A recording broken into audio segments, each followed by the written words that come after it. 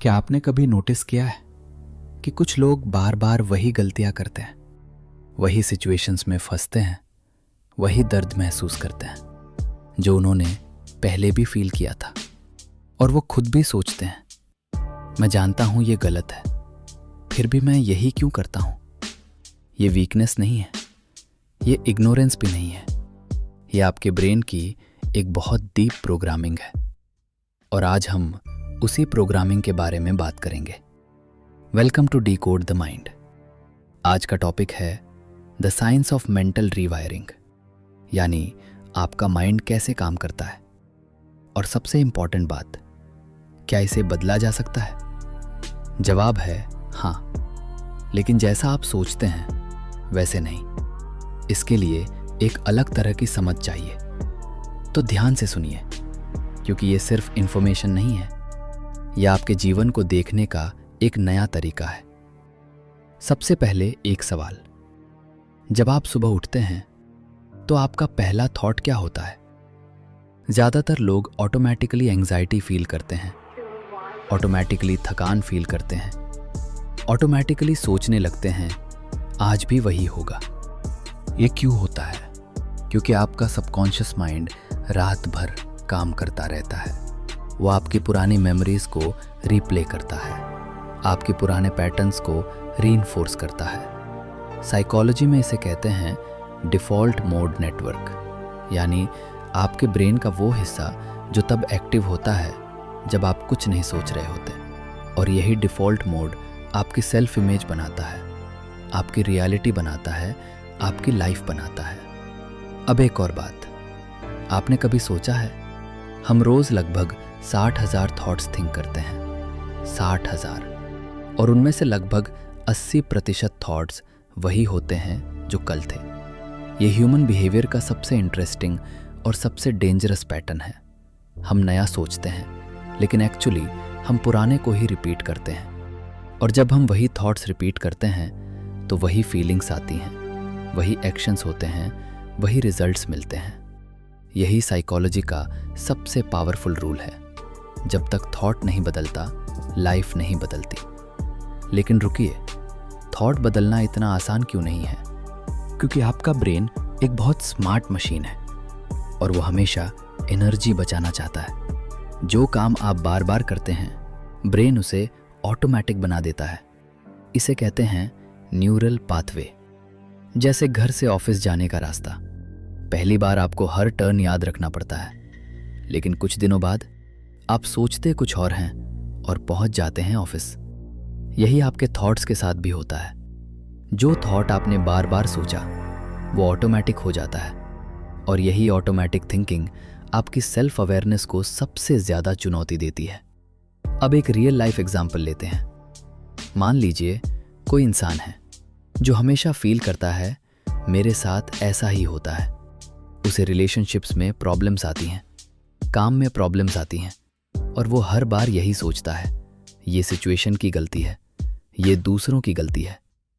लेकिन साइकोलॉजी कहती है जब हर जगह एक ही पैटर्न दिखे तो पैटर्न बाहर नहीं है, पैटर्न अंदर है। और वो पैटर्न है उसका अपना बिलीफ सिस्टम, उसकी अपनी इनर प्रोग्रामिंग। ये कड़वा सच है, लेकिन यही सच आपको फ्री भी कर सकता है। क्या आपने कभी ऐसा फील किया है कि आप कॉन्फिडेंट होना चाहते हैं, लेकिन अंदर से डर लगता है? आप खुश रहना चाहते हैं, लेकिन कोई ना कोई चीज़ आपको पुल डाउन करती है। ये कॉन्ट्रडिक्शन क्यों होता है? क्योंकि आपका कॉन्शियस माइंड और सबकॉन्शियस माइंड दो अलग डायरेक्शंस में जा रहे होते हैं। कॉन्शियस माइंड कहता है मुझे आगे बढ़ना है, सबकॉन्शियस माइंड कहता है लेकिन लास्ट टाइम क्या हुआ था याद है? और सबकॉन्शियस माइंड हमेशा जीतता है, क्योंकि वो ज़्यादा पावरफुल होता है। वो आपके 95% डिसीजंस लेता है। आप सोचते हैं कि आप चूज़ कर रहे हैं, लेकिन एक्चुअली आपका सबकॉन्शियस माइंड ऑलरेडी डिसाइड कर चुका होता है। ये डरावना नहीं है, ये फैसिनेटिंग है। क्योंकि अगर सबकॉन्शियस माइंड इतना पावरफुल है तो उसे रीप्रोग्राम करना सीख लो। तो मेंटल रीवायरिंग एक्चुअली होती कैसे है? इसके 3 डीप साइकोलॉजिकल लेयर्स हैं। पहली लेयर है अवेयरनेस, यानी खुद को ऑब्जर्व करना। ज़्यादातर लोग अपनी फीलिंग्स रिएक्ट करते हैं, लेकिन सेल्फ अवेयर इंसान पहले ऑब्जर्व करता है।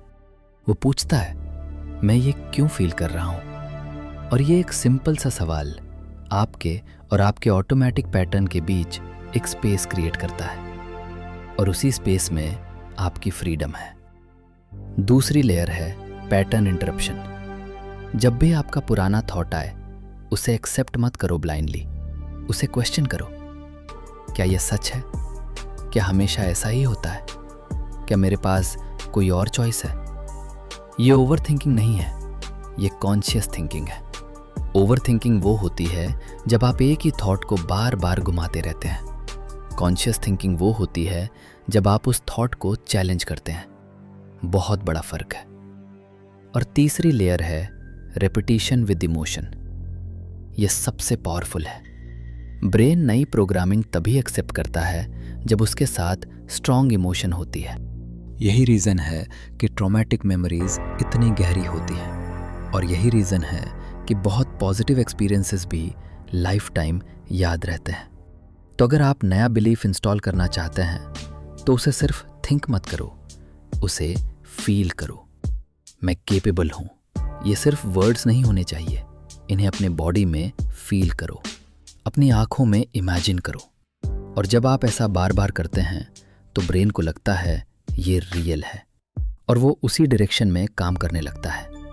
अब कुछ बात करते हैं इमोशनल इंटेलिजेंस की।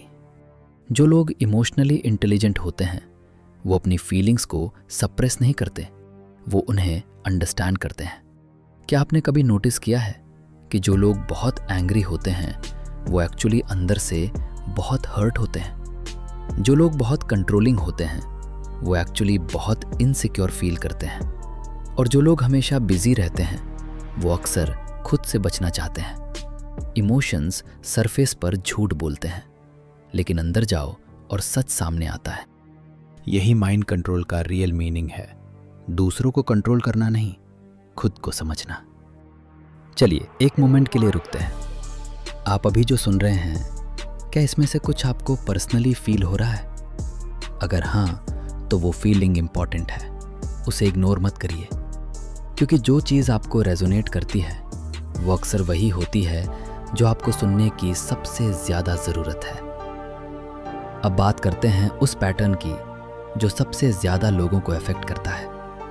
ये है नेगेटिव सेल्फ टॉक। आप खुद से क्या कहते हैं? मैं ये नहीं कर सकता, मेरे साथ अच्छा नहीं होता, लोग मुझे सीरियसली नहीं लेते। ये आपकी आवाज़ है। ये बहुत फेमिलियर लगती है, इसलिए आप इसे सच मान लेते हैं, लेकिन ये सच नहीं है। ये सिर्फ एक लर्न्ड पैटर्न है। साइकोलॉजी में इसे कहते हैं नेगेटिव कोर बिलीफ। ये बिलीफ्स बचपन में बनती हैं। किसी ने कुछ कहा, कुछ हुआ, और आपने उससे एक कंक्लूजन निकाला, और वो कंक्लूजन आपने आज तक कैरी किया। लेकिन अब आप उसे चूज कर सकते हैं। आप उसे कीप कर सकते हैं या आप उसे रिलीज कर सकते हैं। मेंटल रिवायरिंग का सबसे इंपॉर्टेंट ट्रुथ ये है, आपका ब्रेन प्लास्टिक है। न्यूरोप्लास्टिसिटी ये साइंस का सबसे होपफुल डिस्कवरी है। इसका मतलब है आपका ब्रेन चेंज हो सकता है हर उम्र में। जब आप नया थॉट सोचते हैं, ब्रेन में एक नया कनेक्शन बनता है। जब आप उसे रिपीट करते हैं, वो कनेक्शन स्ट्रांग होता है। जब आप उसे कंसिस्टेंटली प्रैक्टिस करते हैं, वो आपकी न्यू रियलिटी बन जाती है। ये मैजिक नहीं है, ये ब्रेन साइकोलॉजी है। तो आज से एक काम करिए, रोज रात सोने से पहले 3 सवाल खुद से पूछिए। पहला, आज मैंने क्या फील किया और क्यों? दूसरा, आज मैंने कौन सा ओल्ड पैटर्न नोटिस किया?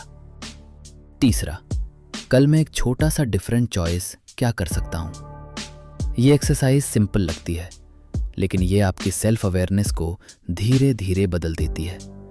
और सेल्फ अवेयरनेस ही वो पहला कदम है जो मेंटल रिवायरिंग की शुरुआत करता है।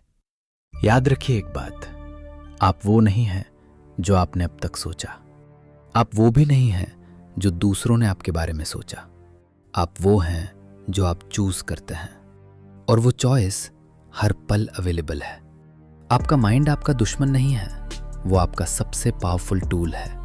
बस उसे समझना होगा, उसकी भाषा सीखनी होगी और उसके साथ काम करना होगा। ये जर्नी इजी नहीं है, लेकिन ये पॉसिबल है। हर बड़ा चेंज एक छोटी सी अवेयरनेस से शुरू होता है और आप यहाँ हैं, आप सुन रहे हैं, यही शुरुआत है।